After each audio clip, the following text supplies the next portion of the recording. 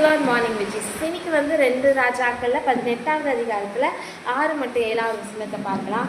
அவன் கர்த்தரை விட்டு பின்வாங்காமல் அவரை சார்ந்திருந்து கர்த்தர் மோசேக்கு கற்பித்த அவருடைய கற்பனைகளை கை கொண்டு நடந்தான். ஆகியால் கர்த்தர் அவனோடு இருந்தார். அவன் போகிற இடம் எங்கும் அவனுக்கு அனுகூலமாயிற்று. அவன் ஆசீர் ராஜாவை சேவிக்காமல் அவன் அதிகாரத்தை தள்ளிவிட்டான். அவர் அதிகாரத்தை தள்ளிவிட்டான். இந்த வருஷத்தில் பார்க்குறோம், ஒரு கர்த்தரை சார்ந்திருக்கிற மனுஷன், கர்த்தரை மோசேயின் கற்பனைகளை பற்றி பின் கொள்கிற மனுஷனுக்கு கர்த்தர் எவ்வளவு துணையாக இருக்கிறார் என்பதை நம்ம பார்க்கிறோம். இதற்கு நம்ம என்ன இப்போ கர்த்தர் அனுகூலமாக இருந்தார், கர்த்தர் அவனோடு இருந்தார், கர்த்தர் அனுகூலமாக இருந்தார் பார்க்குறோம். ஆனால் அதற்கு முன்பாக இருக்கிற வசனத்தை பார்க்கணும்.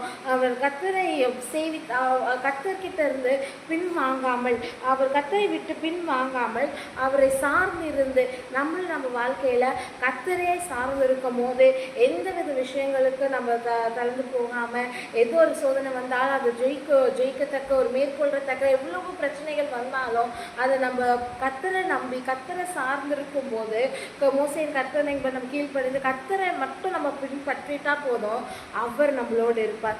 எங்கே போனாலும் நம்மளுக்கு ஒரு ஷெல்டர் அனுகூலமாக துணையாக இருப்பார்.